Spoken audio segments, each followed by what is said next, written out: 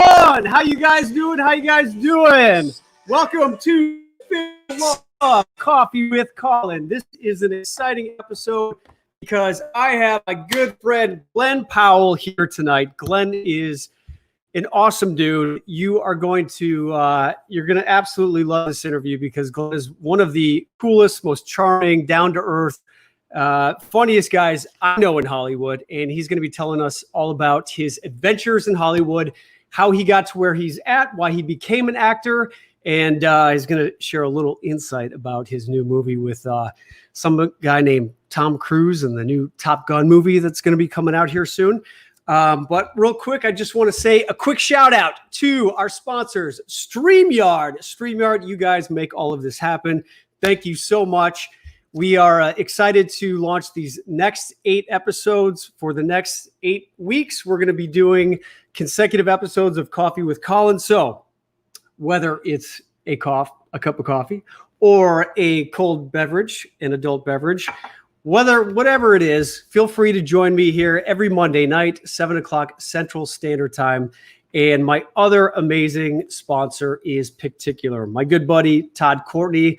This is his brainchild, and Particular will save you hours of sitting in front of the television trying to find the perfect movie for you and whoever it is that you're watching the movie with. And after each episode, my guest will have Particular Pick 6, which are my guest's favorite movies, favorite movie of all time, favorite movie growing up, favorite actor, all that good stuff. We're going to get to that at the end. And if you haven't downloaded the Particular app, just go to the App Store or to the Google Play, wherever you want to get it, and download it. It's amazing. And I swear to God, this will help you save a lot of time trying to find a movie that you want to watch for whatever occasion. So without further ado, I want to bring Glen on now. So put your hands together for the one only Glen Powell, ladies and gentlemen. All right. What's up, man? There he is. What's up, buddy? How you doing, man? I'm doing great. Thanks for being here. We miss having you here in Hollywood. You know, I do miss being out there, but it is nice to be out there and be able to go back and visit whenever I need to. So, you've been there for how many years now? I've been in LA for 12 years. Okay. All right. Actually, 12 years in 1 month. Now. Okay. And you're from Texas, right? Yeah. Austin, Texas. Okay. All right. So we've got, quite a few questions to get to, but I just wanted to let you know, this show is all about, it's all about sharing insight about where you have come from. Have you always wanted to do what you wanted to do? Was it something that you fell upon? And we're going to talk about some of the challenges that you face as a professional actor and what you've had to learn in order to get to where you're at. So, shall we get to it? Yeah, let's get to it. All right. So, have you always known that you wanted to be an actor? I think I always knew that that's something. I've always been obsessed with movies. Anybody that's known me for any amount of time knows that I carry a camera around wherever I go. I've been doing that since I was a kid. I talk about movies.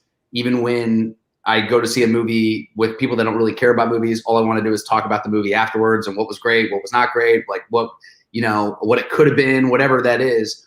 You're the guy when people are when I watch a movie and people are like asking me questions or they start bringing up something, we're like, oh yeah, I would, if there's a store or something in the movie and remember they start talking, I'm like, shut up, I'm watching the movie, I want to pay attention. Are you that guy too? No, I'm not the guy that talks in the movie. I unless it's a movie that we've all seen that, and I'm even known, watching movies with friends, I will pause the movie and we'll sort of talk about why that scene was so great or why that popped or whatever it is. I could be really annoying like that. But look, the reality is I never thought acting was going to be a workout because I did have a lot of buddies that moved out to LA and then came back with their tail between their legs. Because the likelihood is it's not a meritocracy. It's not up to you. You don't know if even if you're Daniel Day-Lewis, the stars have to align in a certain way. And for me, I feel like the stars have definitely didn't align.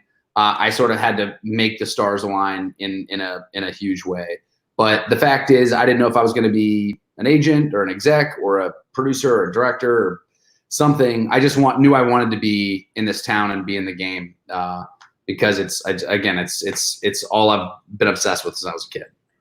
Okay, what were you? I mean, growing up in Texas, though, because I grew up in the Midwest, outside of Chicago.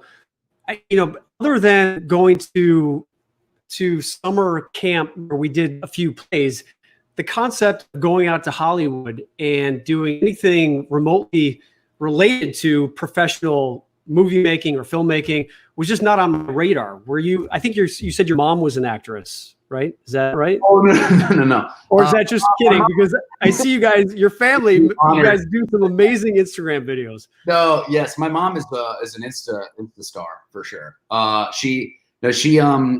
My mom and my parents and my sisters, they get to have like a cameo in everything I do. I always try to put them in there in something. But I definitely didn't come from an acting family, far from it. My dad actually did a play when he was a kid. He must have been maybe 5th grade, somewhere around there, and he was going to play a bush, like a shrubbery. And he was just sort of in the background. His only line was, "Leave me alone until my berries have grown." And he's like, "I'm not saying that." Like, "You're going to say it." And he's like, "I quit." And so that was as far as my family goes in terms of acting experience. So I didn't really know a whole lot about Hollywood or have too many connections out here. So it was a lot more of a leap of faith for sure. And were your parents supportive of your decision to go out? Very supportive. I think, look, with any parent, it takes, I think, to be out here in LA, unless it happens really quickly, I think you need sort of emotional anchor, whether it's a boyfriend, girlfriend, parents, brother, sister, something like that, where this town's going to beat up your self-confidence and your ego and question whether you came out here for the right reasons or the wrong ones, and if it's even possible. So it's really important to have a great group of people that lay that foundation. So the harder you get hit down, at least you have something to stand up on. Yeah. I've had quite a few of those phone calls back home to my dad, my mom, my brother, and they're like, "Dude, you've come this far. You got to keep going. Just keep at it. You got to just, it's like shots on goal, right? Yeah. The more shots you take, the more opportunity you're going to create for yourself." Absolutely. That's what I will say is, without my family, especially the emotional support, I'm not sure. I think to be an actor, you have to be sensitive to a degree. You have to tap in with certain things. So, I also think that's what causes a lot of guys and girls to move home very quickly. It's just hard. And people are out here. They do not care. They do not care. One more person out of the city is not a big deal to them.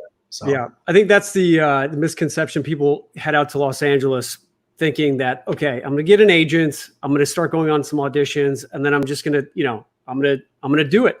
And I've met so many people when I was out there who, I'd go to out, or I'd be at like a networking event or whatever, and some new actor, and they'd ask me, so like, how did you get on the show, or how did you get your agent? Will you introduce me to your agent? And I'm like, oh yeah, so you're an actor. So where do you study? Oh, well, yeah, I was, I've been looking at some acting class. Okay, so you want me to introduce you to my agent who has spent like 20 years. And I don't think people really truly realize like how difficult it is to even be an agent, because a lot of these big agencies like CAA, UTA, William Morris, Endeavor, all those agencies, these guys start in the mailroom, and there's guys who have law degrees from Notre Dame who start in the mailroom at CAA, and you've got to work your way up. Absolutely. And there's an actor, Anthony LaPaglia, and I talk about this in my book, where I saw him give this talk, and some young actor asked him, he was like, yeah, my agent, he's not getting me out there. I'm frustrated. And Anthony said, well, how much do you pay your agent? And typical agent commission is 10%, right? And so the kid was like, yeah, well, I pay my agent 10%. And Anthony said, well, then you should be doing 90% of the work. And I think that's the misconception, that actors go out there thinking like, okay, I'm going to go to, and even the actors who are serious about going to acting class, I think the big surprise for me too was there's the artistry side of acting, but then there's the business side of acting where I had to learn how to become the CEO of my own business, so to speak, right? Absolutely. Was that a tough transition for you, or it sounded like you were ready to go out to Hollywood already with that business mindset of you were going to just do something out there related to the business in some capacity, right? I think I came out, you know, I think I came out of the gates really, really strong. I did a movie when I was 17 years old with Denzel Washington that he directed called The Great Debaters. And it was just I auditioned for like a small role and ended up, you know, Denzel really went to bat for me. I actually was at the table read. I was the only one that wasn't cast at the table read. Denzel, when I left the callback, said he called me on like an unknown number, and I picked it up, and it was Denzel, and he was like, "Hey, just so you know, like, look, the producers don't exactly believe in you, but I believe in you. I think you can do this, so I'm going to invite you to the table read. So you just got to give your all. You got to bring the heat." I'm like, "Oh, yeah." So, you know, this is where it shows that like maybe I'm a little too committing. Like I wore a tuxedo to the table read. like sweats, and I'm not in a tuxedo. That guy's not all here. But I was still winning the role, and so you know, it was all the major players there. It was all the biggest. Everybody was cast, and when it came time to do my speech, I stood up and like looked directly at Denzel and Forrest Whitaker and Oprah and the whole thing, and like delivered. And at the very end, he gave me the thumbs up, and I got the offer right after the table read. But awesome. I remember knowing that was a big opportunity in the moment. There are pivotal moments that you either come to play or you, and we're all aware of what those career defining moments are, and it's really being calm and confident and believing in yourself in those moments. And it's an emotional art. It's not very easy, but that moment in that movie really changed my life because I had Denzel's confidence and I had the confidence of his agent to tell me to move out to Hollywood. And it's something I wouldn't have done because I knew the odds without their recommendation and sort of their belief. Yeah. And it's remarkable because some people just have this like innate belief in themselves and their ability. And then other people out there just for whatever reason, however we've been brought up, we sometimes have these limiting beliefs and we doubt ourselves. Yeah. Have you ever had that situation where you've had this big audition and you, because I've had where I'm like, okay, I know I can do this. I know I'm capable of doing this, but sometimes those thoughts in your head are like, what do you think you're doing? This is the Warner Brothers, 40 Warner Brothers executives, and this movie is with, because I had auditioned to play Tom Cruise's younger brother in The Last Samurai. And so I was going through this audition process and I was like, this is going to be incredible. This is going to be amazing. And the feedback was always great. But every time I would go into this audition, the thoughts of like, is this the one where I'm going to crap the bed and not get this? And it got so far enough to the point where my agent called me and said, Colin, they really loved you, but they're taking the role of the younger brother out of the movie. And so that role is not even in the movie. So these are like the heartbreaking things that happen that you can't control. And I'm sure you have a lot of heartbreaking stories yourself, but have you ever doubted yourself in those moments where you've needed to just step in and deliver? I think one of the things, again, there were definitely times in which I thought the acting thing may be a little bit of a pipe dream. I may have to do some other things to pay the bills and to go, okay, cool. Like, I feel like I'm really good at what I do, but that's not what it's about. Like, there's a lot of other people that have to believe in you. It was sort of, I guess it was sort of at the time of, I sort of didn't have a lot of I didn't have representation, And so what I was doing was I had this thing called, do you know what Showfax is? So I basically, all right. So I basically took this, some guy I found out in acting class, somebody was like, hey, if you want breakdown services, which is where you find out what all the things that are currently casting are. There's this guy that will email them to you every day if you pay him like $15 a month. And it's cash based. You have to send it in an envelope. Okay. I don't know the guy's name, blah, blah, blah. Right. Yeah. Because what a lot of people don't realize is that you can't just go online and see what the industry is auditioning. No. And so like what you're talking about is some guy who had access to the breakdown services and then would sell it to people like yourself. I myself, my roommate was an agent, so I could see everything that was going on. I'm sure I didn't have to do that, but there's probably some agent that was like pocketing $15 per actor that he was selling it to. And I'm sure selling a lot of actors, it's a really smart deal. But I was basically a subscriber to these breakdown services, and then, which you can't get legally, and then without being an agent. And then I also paid for this thing called Showfax, which is where you get all the sides for everything casting. So when you audition, this thing called sides, and that's where those are lines that you read from. And so I also hit up another buddy who had access to all the casting directors' emails. So when things weren't going well, I basically would film an audition pretty much every day and send them to casting directors without them responding. I'm sure they were I'm sure they were like, delete, delete, delete. But at the end of the day, I did that for a long time. And that was a little soul sucking, feeling like you pour your heart and soul into something. Yeah. You throw it into the abyss and it may never be looked at, but that's sort of the game that you're playing. But I think it was that sort of experience that really made me realize it has nothing to do with talent. It has everything to, like, you have to have because I've always believed in, if you're the best guy for the role, you'll get cast. It's just not the case. There's so many other factors involved. And so you do have to have a business mind. I was putting things like little shorts together, trying to, like, I would literally try anything and everything to figure it out. And eventually it only takes one or two. And then it happens. But you have to sort of be shameless, sort of a shameless salesman, and understand that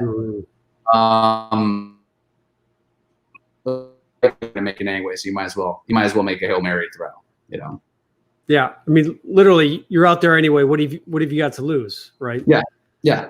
Again, the odds are not in anybody's favor, but I do think the best thing that someone can do, and we're all a part of it, this like new organism that is, media, how it's all changing. It's the Wild West. It's anybody's game. The typical channels that actors have to go through, it's not the case anymore. To get on people's radar, to get the attention of an agent, you don't have to film a small role and then a bigger role and then a bigger role. We all have access to phones and have access to putting things out there.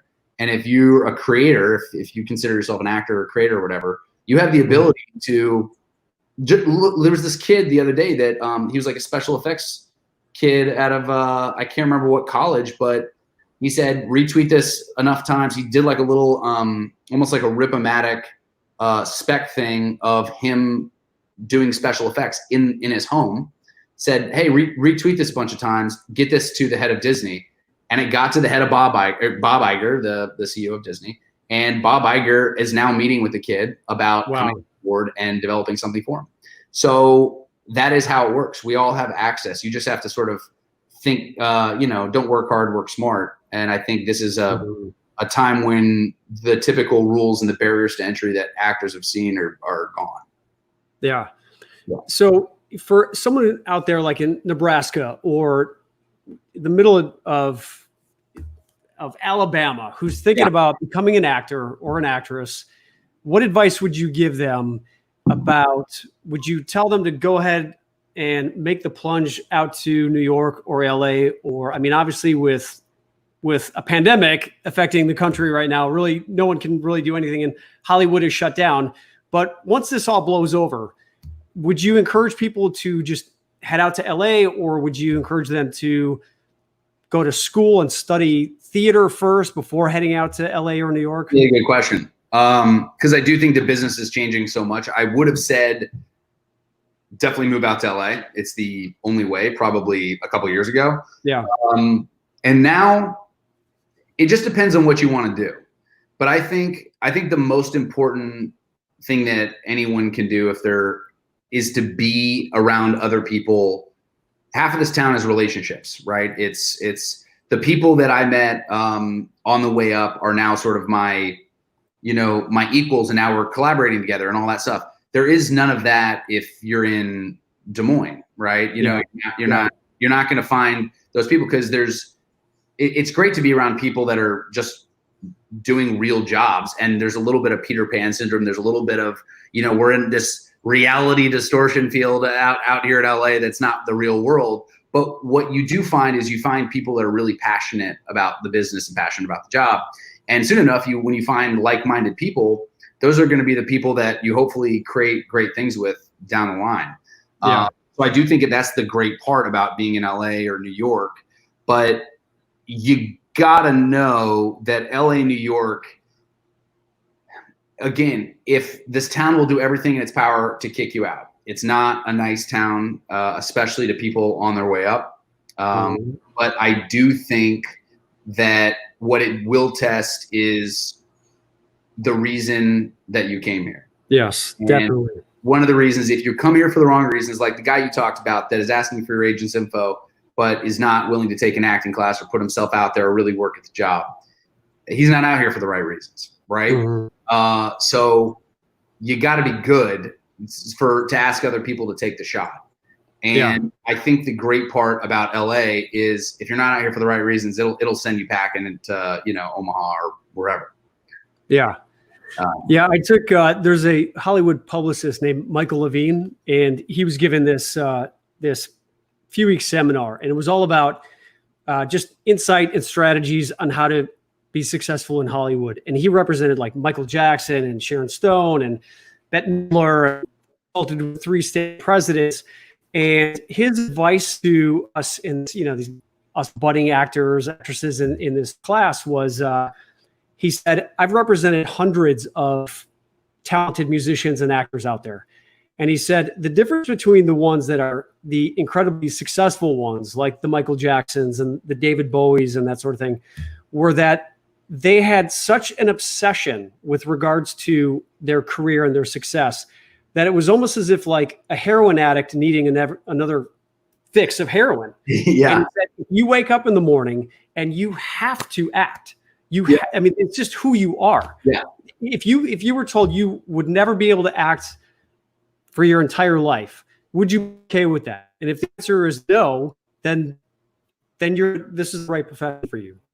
That's really what it comes down to. The problem with that, though, is that with that obsession comes a lot of sacrifice, right? And that's one of the reasons why I ended up moving back here to Chicago. I plan on going back to Hollywood, but I felt like I'd been out pursuing my career for the better part of 20 years. And, in my book, I talk about how I did the calculations. I've over 1,000 auditions in my career, and I've got like 47 credits to my name. So that's a 2% success rate. Yeah. And, a lot of actors are like, yep, that's about right. And other people are like, you fail 98% of the time. How the hell do you keep going? And it's because I just love it. I can't not do it. And that's what you got to have to be successful. Absolutely. I was telling somebody this the other day is that you have to have, for me, I wake up every day and everything I do is almost geared towards making great movies. And I know that's crazy in the idea that I go, cool, doing like training, like I'm doing like motorcycle stunt school, right? I'm like, that's to be really, really great on a motorcycle to do all those things in the movies. When I watch a movie, I'm literally I'm taking notes while I watch movies. Like when I'm listening to people's stories, or I was with an admiral the other night, and was listening to him talk about some things, and he was telling me a great war story, and I was like, could that be a movie? Like, what does that look like? Or even just knowing human behavior in the the heat of battle and things like that just help you be a better actor and hopefully a better producer, writer, any of those things. But I think that people that check in with being an actor, right? They don't wake up every day and think about every single moment, every waking moment is sort of geared to how being better or making something that audiences are going to freak out over, or doing something different, or something that's unprecedented. If it's never in the scope of how do I take the legacy of all this cool stuff that has been, made, and how do I one up? Like, how do I just take all that knowledge and make something that, really raises the bar, and you get excited about that. If that's not how you think every day, then it's probably not for you, because this town will make you question your passion. And again, I'm a passionate dude. I love it. I was like, there's many times where, people tell you enough times that you don't have it, right? You hear it from enough people. I don't care who you are, unless you're a true egomaniac, right? Eventually it starts seeping in, like, am I the crazy person here? You know what I mean? Yeah. Am I chasing this crazy, stupid idea? And it's one of these things where sometimes, like for me, I had to remove myself from Hollywood in order to really ask myself, or to see for myself, if I missed it that much enough to want to go back. And the answer is yes. Yeah. And it's, I guarantee you look at any successful actor out there, they will tell you how, the stories of people telling them no, that they can't do it. You've worked with Sylvester Stallone too, right? Yeah. Yeah. So that's a perfect example of, you worked with him on The Expendables. Yep. Yeah. So perfect example of how when he was 28 years old, he wrote Rocky. Yep. And how many times was he told no? Like Ben Affleck and Matt Damon, who wrote Good Will Hunting, and they had shopped it around and were told, oh yeah, we will buy your script, but you can't be in it. And they're like, no. Yeah. We come with it, or we don't do it at all. Same thing with also a hard thing, because those two stories are talked about so much in terms of people that have written screenplays and then demanded to star in them. You have to be such a good writer. You have to literally have such a piece of gold where people are like, no, I'm going to be in this. I've seen a few disaster stories where I'm like, selling a screenplay is a very, very difficult thing to do. To have something, everyone's got a screenplay in this town, right? And stories are going to dozen, and to make it truly different is very difficult. So to also put that on the table, say, I come with this as an unproven actor, is a very bold move. But I'll say this with Sly is one of those guys that was so inspiring to work with and to be around, because there is this unbelievable amount of belief and focus. And he's a guy that, look, I mean, I would say audiences look at him as like sort of the gruff, like action guy. Mm-hmm. I mean, he's a student of art. He's a student of cinema. Unbelievable. Like, talking with him about shots in Expendables, he's like, oh, I took this from this great John Ford Western, and this is why we're framing it up this way. And I'm like, to other audiences, they're just looking at Expendables. But you look at the guys that have been able to stick around, guys like Sly writes his own ticket. He knew that it wasn't just going to be, his, charm or his face or whatever that got him to the top. He's like, I'm a guy that's going to have to write my own ticket. I'm going to have to write something. Mm-hmm. Looking back at Rocky, no one could play Rocky with the same heartfelt. I mean, the guy's a loser, right? The guy's like not a cool guy. And whatever that version that was in Sly's head when he was writing it, whoever else would have interpreted it, it wouldn't have been the same thing. That heart that's just Sly wears on his sleeve. That's why that movie's, iconic and became a huge, huge franchise. But I respect Sly, and it's every movie I ever work on, I basically write down what I call icon wisdom. And it's basically the legacy of like working with like Stallone or Costner or, Cruise, or any of these guys that I'm like, these are the guys I grew up watching and studying. I always write down what I took away from that experience after the end of it, so that I can, again, like build on it and hopefully, pay it forward at some point. Yeah. Well, Emily Catherine Cox here is a fellow Texan. She loves you in Hidden Figures. All right. She loves your Texas background. Oh, good. Oh, yeah. I made that. Yeah. A little sheet metal. Yeah. Just burnt that in with a blowtorch. That little patina, which I tried to do over quarantine. Worked out okay. That's amazing. Yeah. That's so cool.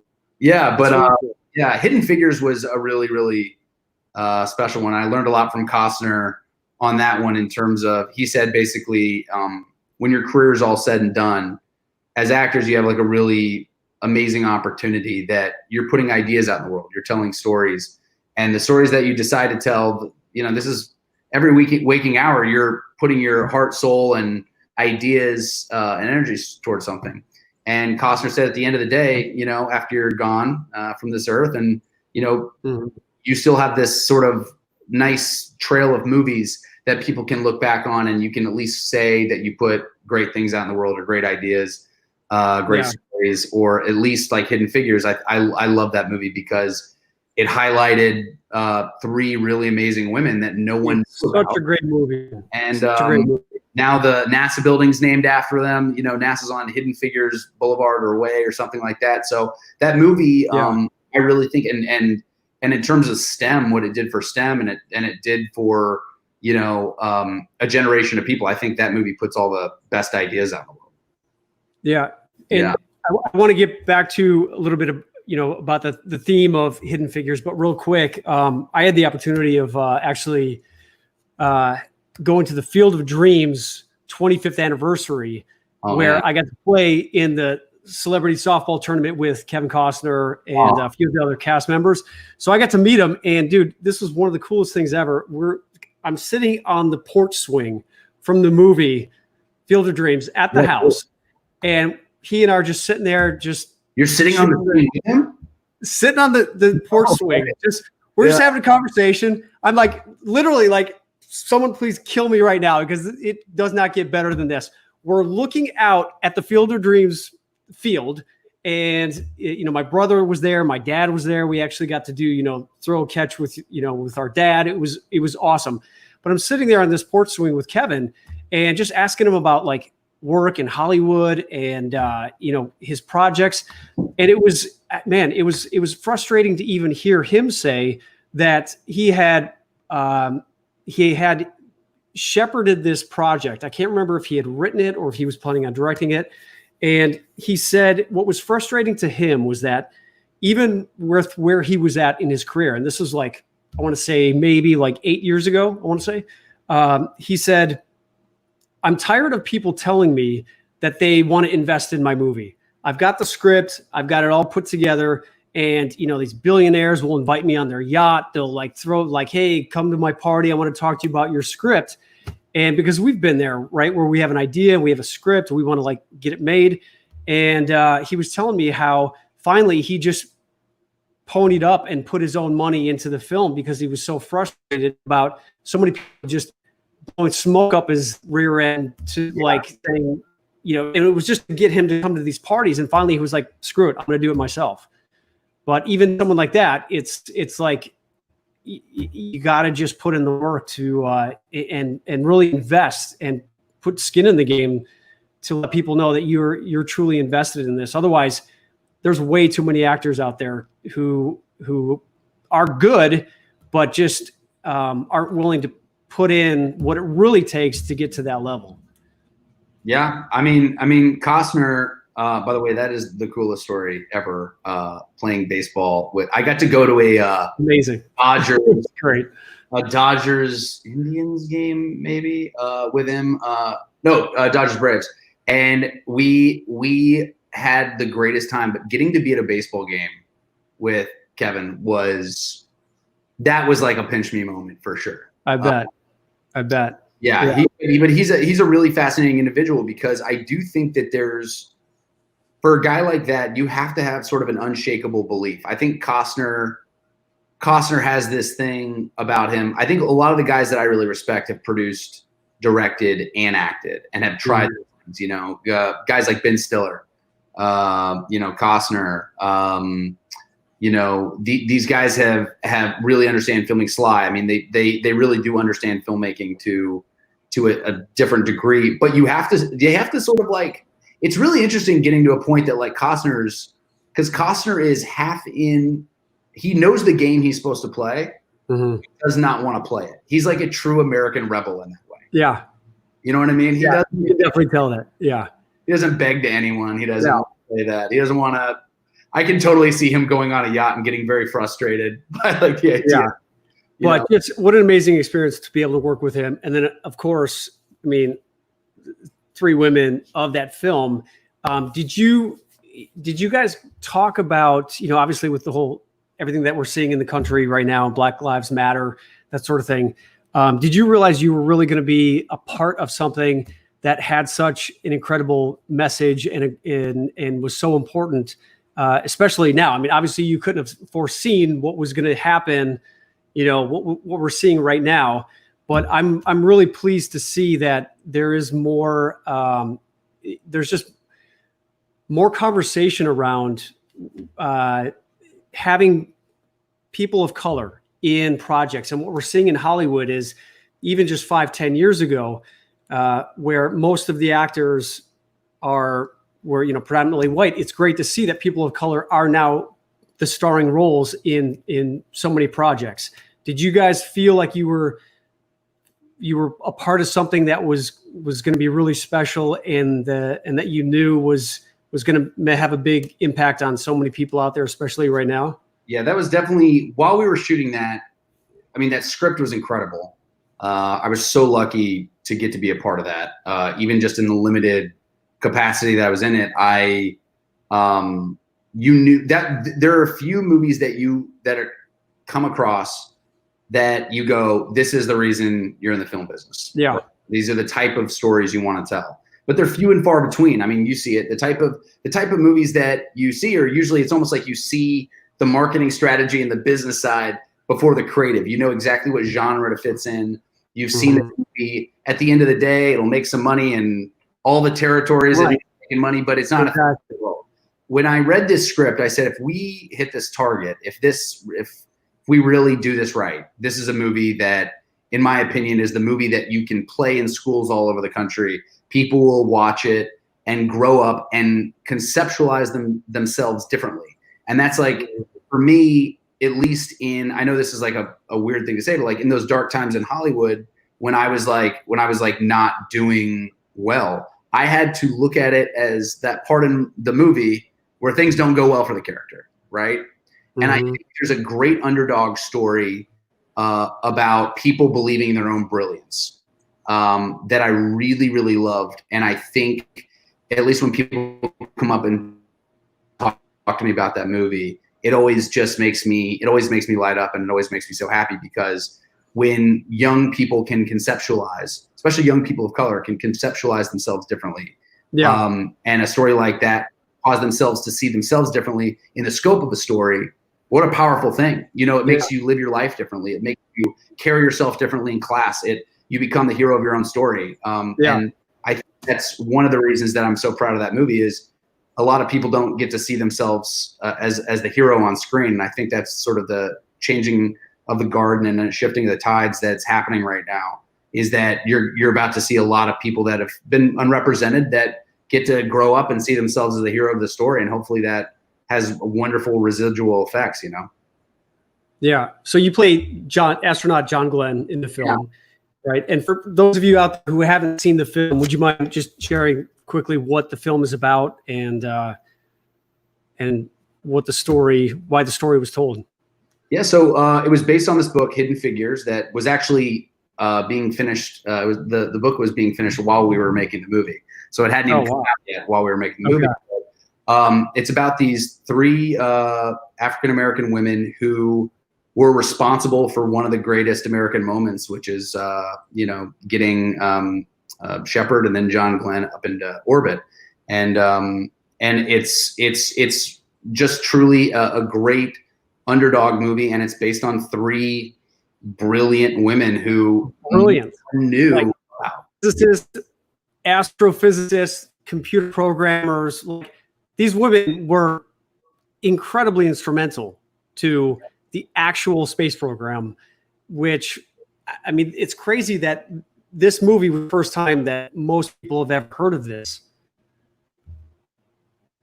Sorry, say that one more time. You cut out. I said it's crazy that it took this movie. This movie was the first time that I'd ever heard that these 3 African-American women were so instrumental in put man into space. Yes. And that's what's like you were saying, that's what's so great about what I love about acting is that being able to tell these stories, and even when we're long gone, dead and off this mortal coil, so to speak, that this story, this movie will live on in eternity, and share something so important that a lot of us never knew even happened. No, absolutely. There's one movie that looks like it's going to be going. We're going to be starting shooting hopefully when all this is said and done, all this mayhem's said and done. But it's a movie called Devotion. It's this book that I found based on these two great men. One was a guy named Tom Hudner. Tom Hudner won the Medal of Honor. He was the first Medal of Honor recipient during the Korean War. And this other guy, Jesse Brown, who's the first African-American naval aviator. And these two guys, it's this great story about these two guys that sort of came from very different parts of the world, didn't really get along, and then ended up becoming the most famous aviator duo in the Korean War. And then when Jesse Brown was shot down 40 miles into North Korea, Tom Hudner crash landed his plane in order to save him. And for me, it's this amazing story of all the great things that I want to put out in the world. It's not only is this an epic movie that, all the aerial stuff that I learned on Top Gun, we're going to get to infuse in that, which is amazing, but it's also has that same sort of heart of Hidden Figures in my opinion, which is the not only does the moment need it, but it's not a moment. It's not a movie about, all the things that we should do to be a part. It's this stuff, what we can do when we come together, what we can do when we believe in each other. And I think this movie, again, has all the same ingredients as something great. And we have this great director, J.D. Dillard, and I'm going to be starring opposite Jonathan Majors in that. So that movie should be hopefully shooting this fall. But that one's going to be really special. I think when it's all said and done and we're taking Costner's words to heart, that's going to be one I'm really, really proud of, when I take my last breath here. That's awesome, man. Yeah. So speaking of having a vision, and, obviously we both know what it's like to work with on movie sets where there's literally about 100 people that are a part of a project for one singular purpose of making this project be successful.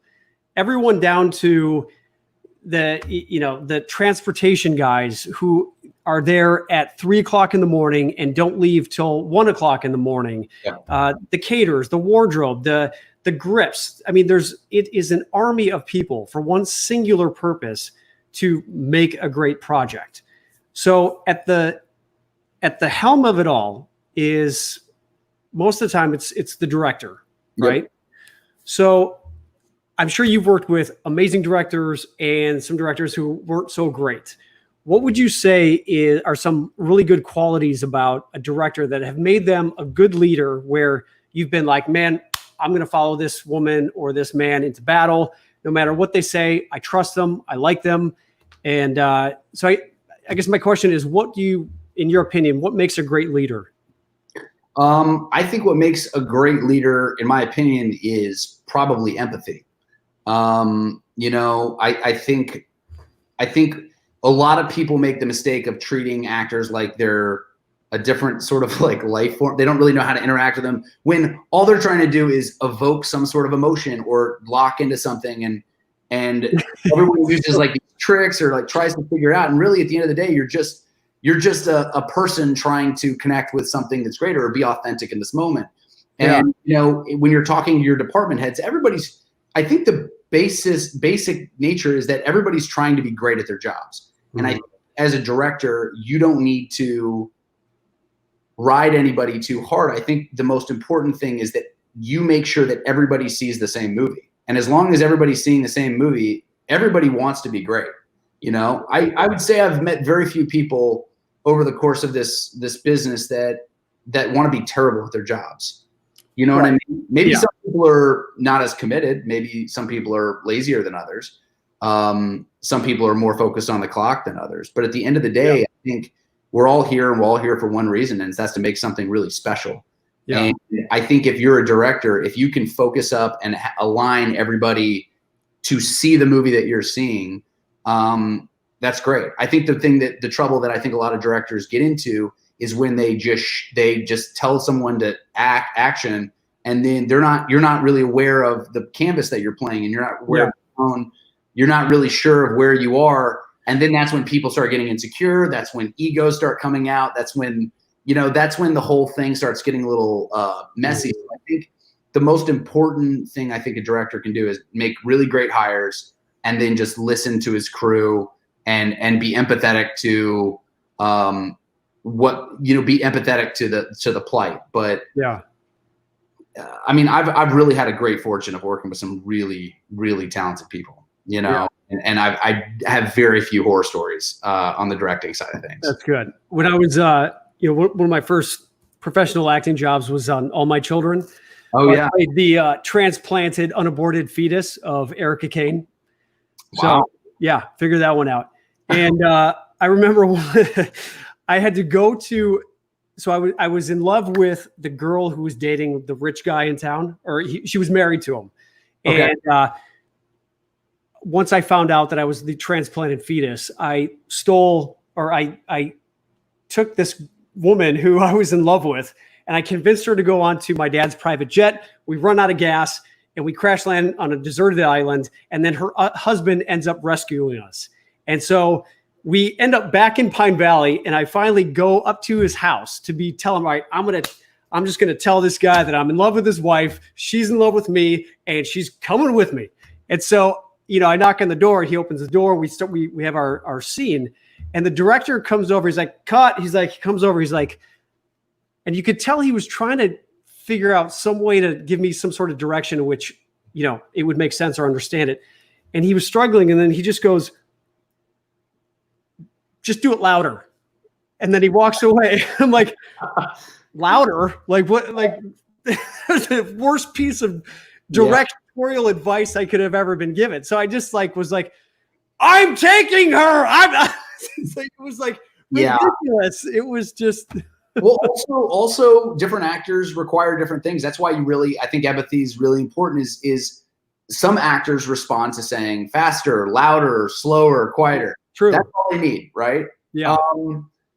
For me, I just almost like putting it through a prism of like, I just want to know, just shoot, like harness my energy. Like, let me know where I'm forcing my energy, right? Where I got to focus it.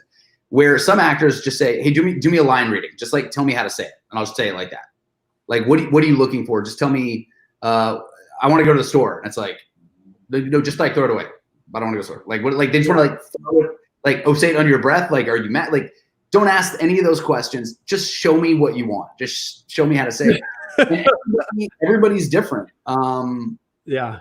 Everybody's different. So, but that's where I think really, really great directors, one of my favorite acting experiences of all time, which I doubt will ever be topped, is I did a movie called Everybody Wants Some with Richard Linklater.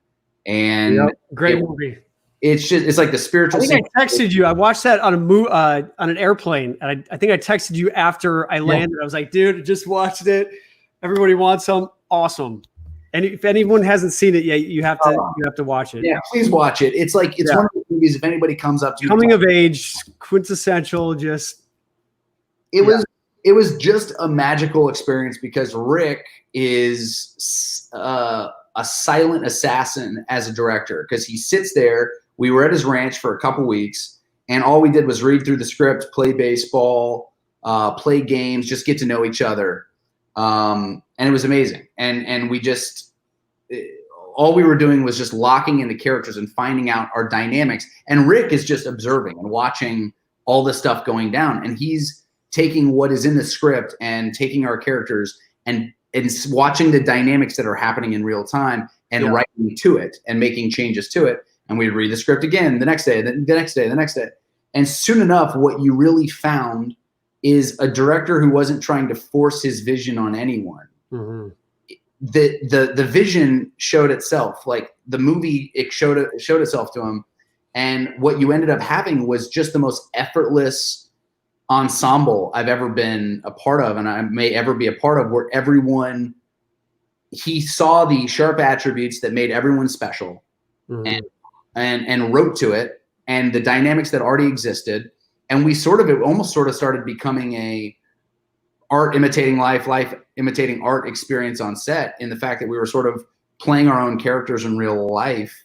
But it was just the best time. And that's a director that knows that he was watching how everyone needed to be directed, what everyone needed as characters and as people. And I think that movie is one of the most authentic movies about being on a sports team experience and a sports team culture that I've ever seen, because not only was everybody sort of an athlete in real life, and Rick was a baseball player as well. But yeah, I think he was willing to listen. And I think that's what a lot of directors, especially first-time directors, put their vision on people, and really they're not listening or observing or trying to interpret. They're forcing interpretations on other people. And I think that also has, when there's a lot of egos that are on set, I think it has really bad repercussions. And as soon as people shut down emotionally, it's over. Oh yeah. Yeah.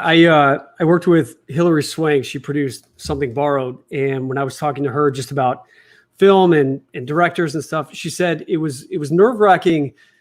It was an amazing experience working with Clint Eastwood. But she said it was also nerve-wracking because he would do 1 or 2 takes, maybe 3, and he would just let the actors do what their instincts were for the film. He did very little directing, and she came to realize that when it was a little nerve-wracking to her, he ended up saying, "I hire the right actors that I know are just going to deliver and are the right characters."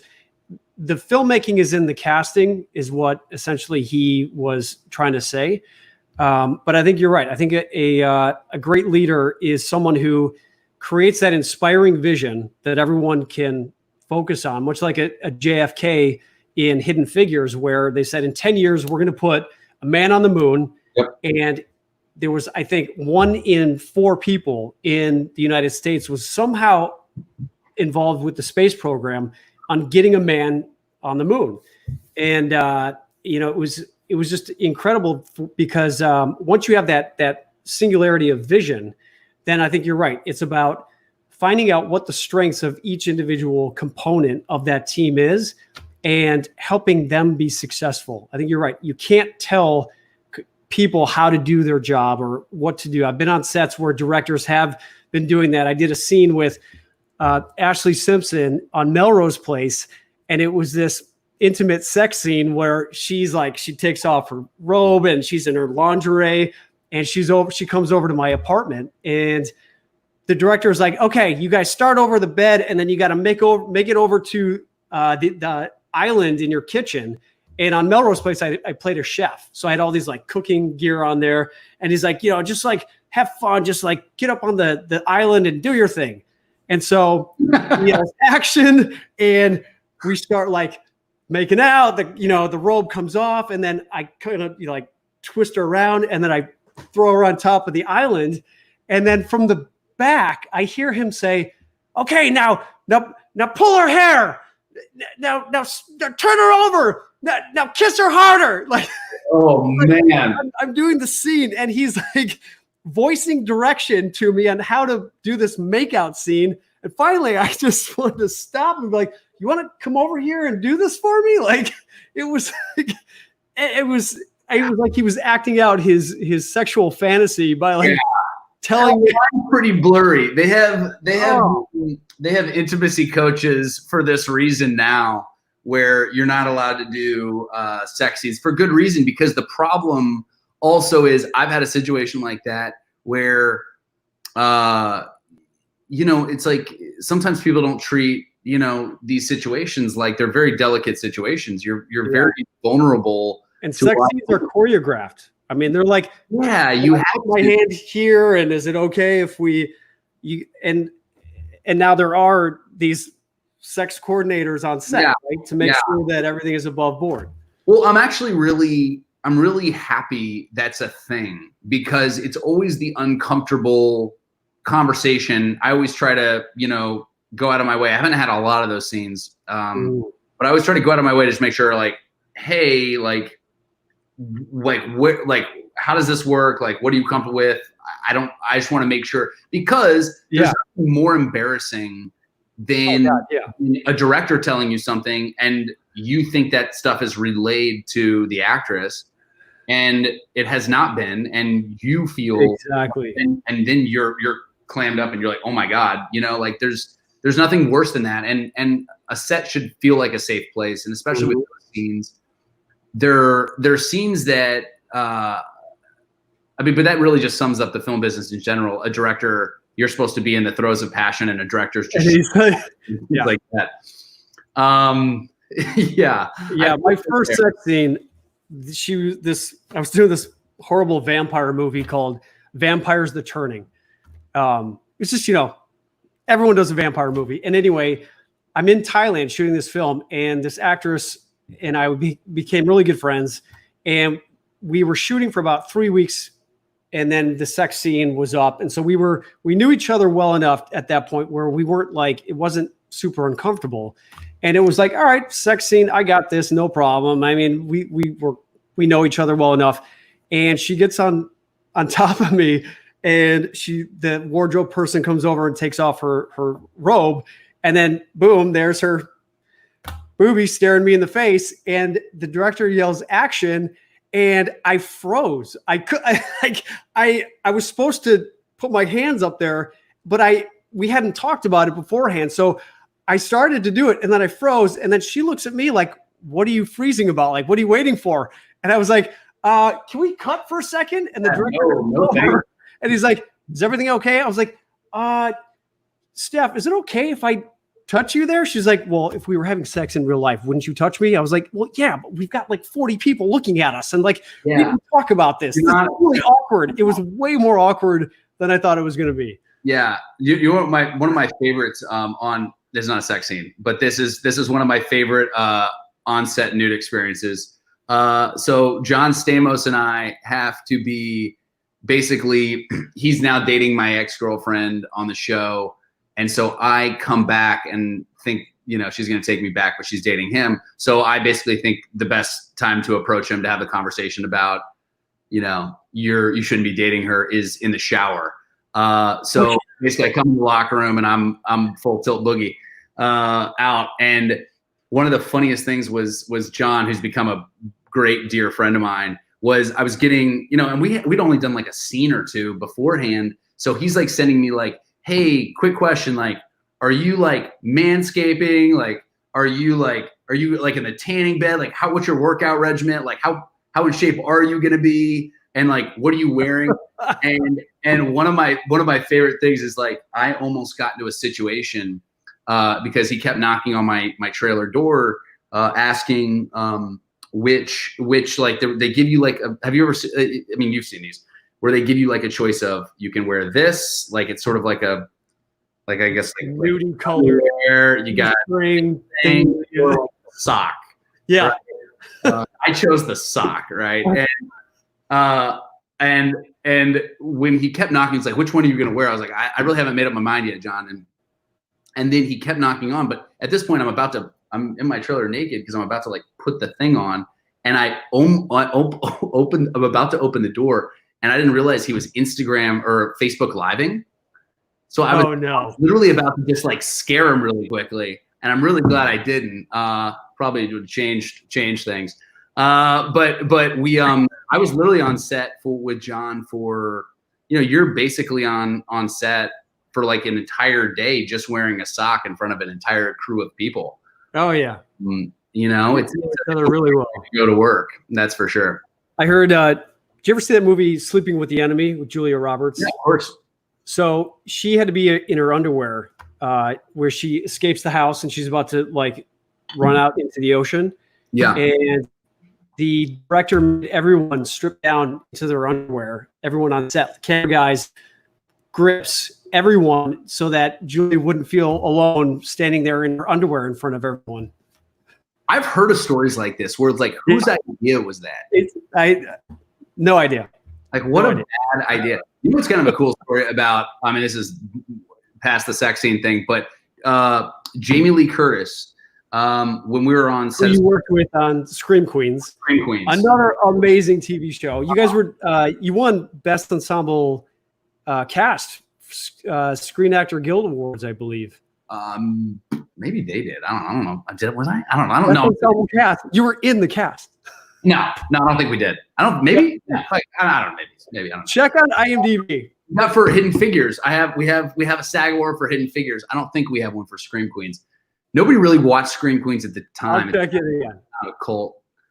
I must have been drunk when I looked at it. But anyway, go ahead. I mean, if we won, that'd be nice. Lee Curtis. Award. But Jamie, from her time on True Lies, which is one of my all-time favorite movies, she can walk around on set absolutely barefoot. Doesn't matter, hot asphalt, anything, because she spent basically half of True Lies barefoot, actually barefoot. So she has no feeling on the bottom of her feet. So she's like, we'd be out in New Orleans, it'd be baking hot sun. She'd be just sitting there barefoot, and I couldn't. I don't know how hot this pavement was, but she's running around. Yeah. She's one of a kind. She's also one of those people that, for me, represents someone who is just the most utmost professional. She sends me texts when at every little thing, if she's seen something or saw an interview or something like that. She's just so kind and wonderful, and she's like. There's very few. I feel like this business can either enhance who you are or make you kind of a terrible person. And I feel like for Jamie, bitter, yeah. I think it's probably only made her a better person, but she's just the best. Yeah. Well, speaking of another best person, I can't finish this interview without asking you about the man himself. And I know you can't talk about much about Tom, of course.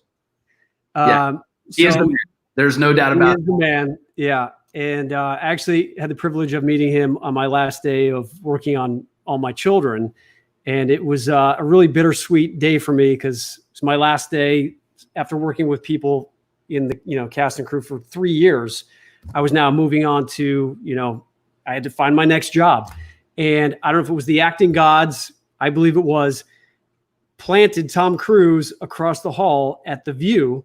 Because the View soundstage, the talk show, filmed right across the hall from All My Children. So I finished my last scene on All My Children, and one of the crew guys comes over, and everyone leaves the set, and I'm just kind of reminiscing and saying goodbye to the set because I knew it was going to be my last day, there forever. And one of the crew guys comes in. He's like, "Hey, Colin, your brother's over across the hall at The View." And I'm like, "My brother?" I was like, "My brother's in Chicago. He's a pilot for Southwest Airlines." And so I was curious. I walk over there, and there I walk in, open up the door, and there's Mr. Tom Cruise surrounded by like 40 people. He stayed and signed autographs, took pictures with every single person there. And then afterwards, I waited till everyone left because I had to meet him. So I went up to him and I said, "Hi, I'm Colin. I work over at All My Children. Actually, just got killed off, but I just want to say thank you for just you being you and being such an inspiration to me in my career. And, it's an honor to meet you." And he just asked me what I was doing. And I said, "I'm finishing up the show. I'm thinking about going back out to Hollywood." He's like, "Do it." He's like, "That's your dream. Just go out and make it happen." And I was like, it couldn't have been, you couldn't have orchestrated that any better. But I mean, someone like that, you see how he's been so successful for so many years. What was it like to be, working with him day in, day out on this movie? He's if there is one person that you can select to be a mentor in terms of doing the impossible and, in a town that, failure sort of baked into it, the guy has managed to be the greatest movie star for decades and decades. And I've gotten to see a lot of different versions of actors being on set. And Tom is a guy who has such enthusiasm about the purest form of film and filmmaking. Mm-hmm. He absolutely loves movies more than anyone I've ever met. He will talk all day about cinematography, blocking, lighting, performance, set design. It's just costumes. he's a guy that I really respect, a guy that's not a movie star for the money. He's not a movie star for the power, any of that stuff. He's a movie star because he truly wants to serve audiences something they've never seen before, have them feel something they've never seen before, and give them a story that is going to rock their world. And I've really taken, I think the biggest lesson I learned from him is that if you want to do this and do this right, there is no sleeping. There is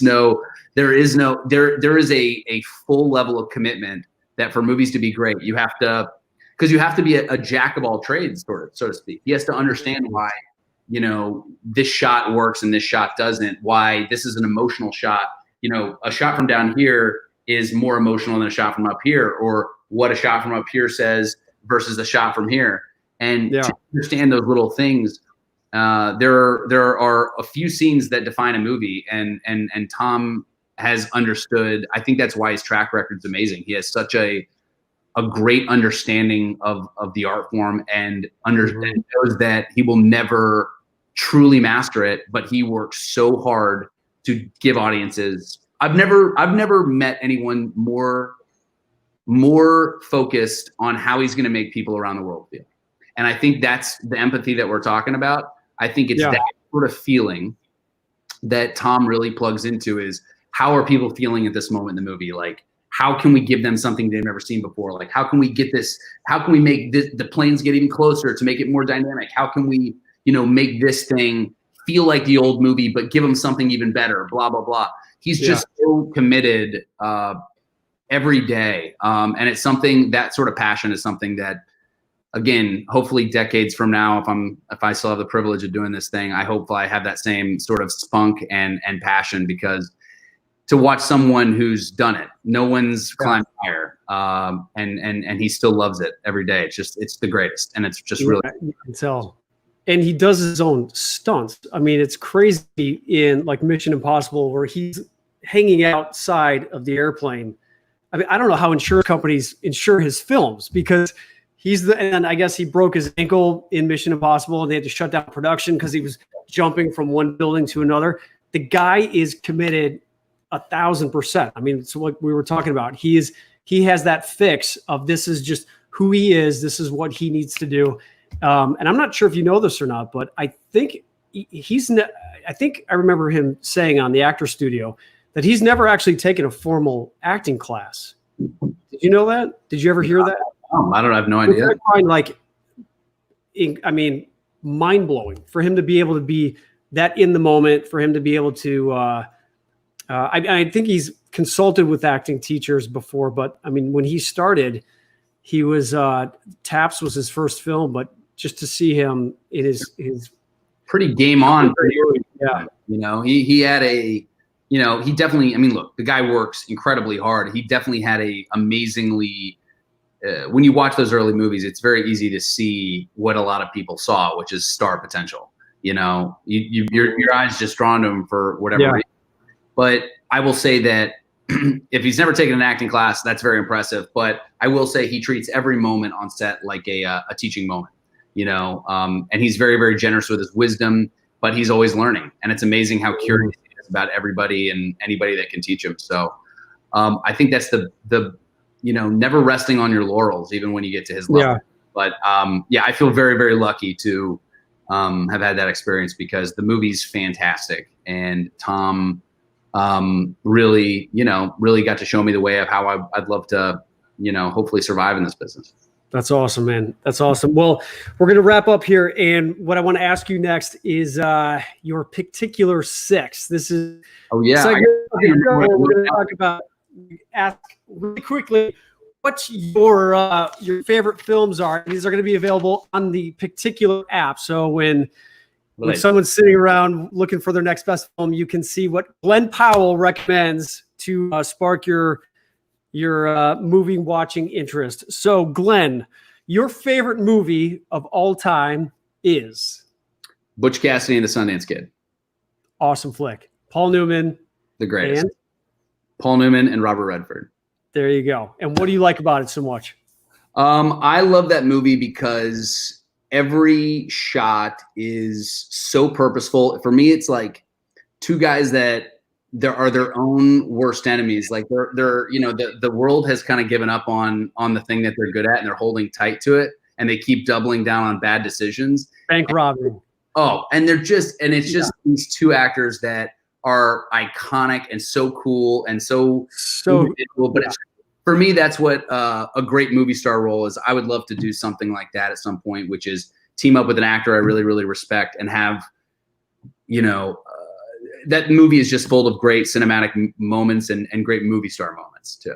I don't know if you heard this, but I think Paul Newman was supposed to play the Robert Redford character first. And I think Steve McQueen was supposed to play the Robert Redford role, right? Yep. I mean, it's just, and then I think Steve McQueen dropped out because they wouldn't pay him what he wanted to be paid. I think that's what I read. Because I read Paul Newman's biography.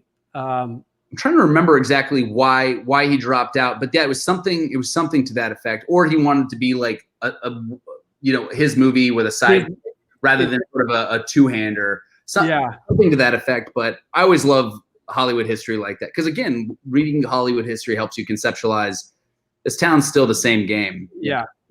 But that is, I would say, watching two legends, two of the greatest movie stars we've ever had go toe to toe in the most fun ways. They're not head to head. It's the fun bickering of two, old West bank robbers. It's the greatest. One of the best endings of all time, where they both run out with their guns blazing at the end.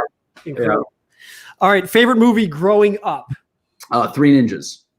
Three Ninjas. And what's that about? I don't think I've seen that one. Oh, Three Ninjas is about Rocky, Colt, and Tum Tum, three brothers who are taught by their grandfather, some karate stuff. And then their parents end up getting taken, and they have to put those skills to use and go save their mom and dad. But for me, that's another thing that it made me start taking like martial arts and all the stuff where I was like, oh, I'm going to save somebody someday. Like I'm going to do all that. And so I think that movie, look, it's not a perfect movie. You go back and watch it. It's far from good. Yeah. But it's one of those movies that I feel like for kids, it's the wish fulfillment of, it's like Home Alone. If I were given the house and some people were trying to attack it, what would I do? And could I save my house? Could I protect the home? And I think those like John Hughes movies and, something like Three Ninjas is the wish fulfillment of what kids go to the movies. And that's one of the reasons I love movies. Yeah. Oh yeah, of course. I was a ninja once for Halloween. Who doesn't like to be a ninja? Three Ninjas, very recently. All right. Yeah. What is your favorite comedy? Mrs. Doubtfire. Oh, Miss Doubtfire. Oh, I'm not even gonna try that. Yeah. That's it. Such a great movie. Yeah. Robin Williams. Such a shame. Yeah. I have the thing about Robin Williams that was magic is that, I mean, I don't know if there was a situation like Butch Cassidy with Mrs. Doubtfire, but I can't imagine anyone else playing that role. It's like all of his superpowers, harnessed in one character that is just loaded with heart, just a guy to see his kids. And that's one of the reasons I love that movie is I go, you've harnessed, one of the greatest actors, Robin Williams, really like his sharp attributes. They just zeroed in on it and played it to a huge degree. It's all built on a lie, which always makes every scene really pop. And then you have this heart of a man wanting to see his kids. And I go, that movie just hits on every level. Yeah. Yeah. Yeah. Great movie. Yeah. All right. This is one of my favorite questions. What is the movie that you're embarrassed to say you love? Armageddon. Armageddon. It's weird. It's like I've had to stop saying it in meetings when people are like, "What's one of your favorite movies?" I'm like, Armageddon, and they're like, really? Like that's your taste?" I'm like, "Yeah, why?" Movie. I love underdog stories on an epic scale. I love when you can put, I would say the wrong guy, the only people for the job, and it's the wrong fit, right? And so they have to go off to space and so the asteroid or whatever. Is it ridiculous? The premise of the movie is a bunch of oil drillers have to be sent to an asteroid that's headed towards Earth Yes. and detonate it with a nuclear bomb. They have to drill into the bomb and blow it from the inside so that both halves split past Earth. And starring, like, it's got the greatest ensemble of characters, but what it is packed with is that fish out of water element that's super fun, and it's bigger than life, and it's like, it's loaded with funny moments. It's heartfelt. If you don't cry at the end of this movie, you don't have a heart. It's just so fun. Anyway, Rosalinda Heide says Armageddon is great, so you're not the only one. Thanks, Rosa. Appreciate it. Yeah. The back up there. All right. Who is your favorite male movie character or actor? Indiana Jones for sure. I'll say actor Tom Cruise, Indiana Jones as character. I actually watched I rewatched Last Crusade last night. Was it last night? The night before last. And that movie just holds up. I mean, it's just Spielberg just knocking it out of the park. Every shot is so cool. The character, I mean, they've been talking about replacing Indiana Jones, like replacing Indiana Jones or trying to like do a follow, like trying to figure out who. Man, yeah, it's tough. It's a tall order. It's a tall order, and just Harrison Ford is just so good. So good. Yeah. Anyway, that's just one of my. That's one of the movies when I was a kid. I literally had a chunk in my ceiling missing in my childhood bedroom because I had a whip and I would.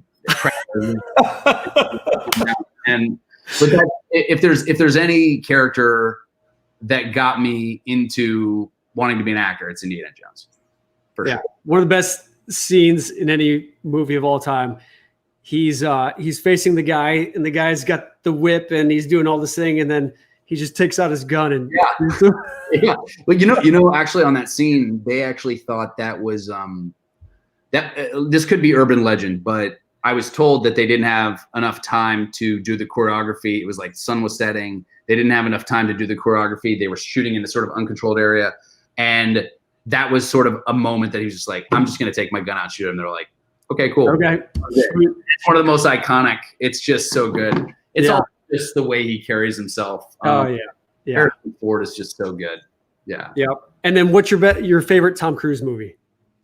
Oh, that's a great question. I mean, Top Gun is definitely up there. Top Gun, Rain Man is one of my favorite days on set was getting to talk the day-by-day process of making Rain Man with Tom. That was amazing because that's been one of my favorite movies. The movie's just loaded with heart and kind of a despicable character. I mean, the way we got into it is, we were just talking about characters, like what an audience is willing to forgive in terms of your protagonist and how dark you can go and an audience still be on with you. And that was a really interesting, talking out his process and how they sort of broke apart that movie. That's an incredible one. Born on the 4th of July. Jerry Maguire. That's my favorite. Oh, freaking! That's actually a movie I'm trying to figure out how to find my version. I feel like if I were to go back and make a Tom Cruise movie, it would be like a Jerry Maguire type, and I'm trying to figure out what that would be. That movie's just just a great portrait of a man in a really funny place in life. Yeah, struggling to do what he really wants to do from that heart center, man. Yeah. Well, that's one of the things is that I always heard this quote is like, we don't love characters for being the best. We love characters for wanting to be better. And Jerry's great at his job, but what makes him so great and so I think identifiable as a character is he's striving to be great, even when he's going the wrong direction as a character and as a human being. You still know he's trying. Right? Yeah. He's trying to be a better guy, and you can feel. You don't know what it's like being me out there for you. It is a pride-swallowing siege, which you will never understand. Wow, man, you really Fine. It's like prime Tom. You nailed that, man. I'm really sad there was no brother in The Last Samurai now. Yeah, you would have come swinging. That's also when you think about Tom nailing that role. Like that is a fine role in anybody else's hands, but it's iconic in his. God, yeah. and obviously, you know, Cuba's Hands. I mean, he came to play as well. Yeah. It's like, so when you really break it down, that's one of those movies that it could just be lightning in a bottle. Maybe it can never, but I'd love to find my version of that if possible. Well, I would love to help you find that, and I would love to work with you, dude. We got to find something. We got to figure it out. Yeah. Last question: who is your favorite female movie character or actress, or actress? All right. My favorite movie character is Elastigirl from The Incredibles. I think that movie is next to perfect. Like the promise of the premise, like in terms of a family of superheroes, it's sort of like the Mr. and Mrs. Smith of, like, you know, animation. Like, yeah, in terms of when the promise, like rewatching like Mr. and Mrs. Smith, the promise of that movie could be, I mean, directed by Doug Liman, like could have been anything, but every turn they play into the wish fulfillment of that movie, which is if two spies are married to each other and they've just found out that they're both spies, what makes that dynamic crackle? What makes it sexy? What makes it dangerous? Where's the fun of that movie? What makes it cinematic? And that is what they do, I think, in The Incredibles. That I think the reason Elastigirl is such a great character is because the physicalization of the superpowers and the you know, emotional journey they're going through is what makes that movie really tick on every level. And it's such an honest portrayal of a family and all of our desires to be great, and whether our greatness is behind us or in front of us. And I just think that movie as a whole is so. And also just filmmaking wise, watching that movie, I mean, it's so well directed. I mean, you could frame by frame in that movie, it's some of the most dynamic action you've ever seen. I'm gonna have to watch it. I haven't seen it. You gotta rewatch Incredibles. It's so good. Yeah. Okay. And favorite actress? Favorite actress is my mom. I gotta go with Mama Powell on this one. I'd have to agree. She has she's actually in Hidden Figures. She's actually next to Kirsten Dunst in Hidden Figures in the Line. So I asked her to shake some hands. In a movie I did called Sex Ed, she plays a drunk ATM user. She's played a pioneer woman.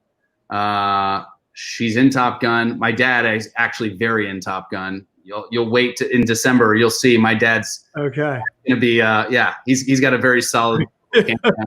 But my mom, you know, we're really trying to put my mom on the map. I think Hollywood will know her name soon enough. And what's her full name? Cindy Powell. Cindy Powell. Or Mama Powell. Yeah. Mama Powell. Yeah, one of the two. Yeah. Well, Powell family, you guys put amazing Instagram videos together. I mean, anyone who has not seen Glen's Instagram, you got to check it out. It's just prepare for a lot on the Top Gun press tour. It'll be the Powells are coming in hot for sure. Yeah, you'll just wait. There's a lot of weird shenanigans that are planned for sure. Awesome. Yeah. Well, dude, thank you for being here. We have one last thing. It's called Ask the 8-Ball. So you get to ask the 8-Ball anything you want, and the 8-Ball will answer. Oh my gosh. Yeah. So, will Kanye West win the election? Oh, signs point to yes. Lord help us. Lord help us. Sorry for asking. Awesome, dude. Glen, again, thank you so much for being here. Such a pleasure. I feel like I could talk to you for hours on end about this stuff. So we'll have to do it again soon. Let's do it, man. Well, congratulations on everything. And thank you. And you can be my wingman anytime. We're so cheesy. All right. Later, killer. All right. Take care, buddy. Bye. All right, everyone. Thank you for being here. Wow, man. He's awesome. Love that dude. And just so amazing to see the successes that he's enjoying, because he truly does deserve it. He is someone who has been just putting in the hard work and just believing in himself. So anyone out there who is looking to follow your dream, pursue it, you heard it here. You heard it from him. You're hearing it from us here at Coffee with Colin. And next week, I'm excited to have Amanda Smith from Selling Sunset. Yes, selling sunset. So we're going to be talking about real estate. We're going to be talking about what it's like to be on a reality show. And she is beautiful. She is intelligent, and I can't wait to pick her brain about real estate and what the show is like. So stay tuned tomorrow or next week, next Monday. Again, same time, 7 o'clock Central Standard Time. And again, we're going to be doing this for the next 7 weeks. Thank you again to my sponsors, StreamYard and to Picticular. Go to Picticular, and Glen's Picticular 6 will be on there, so you can check out the films that he recommended. So thanks again, everyone, for being here. Cheers to another great show, and we'll see you next week.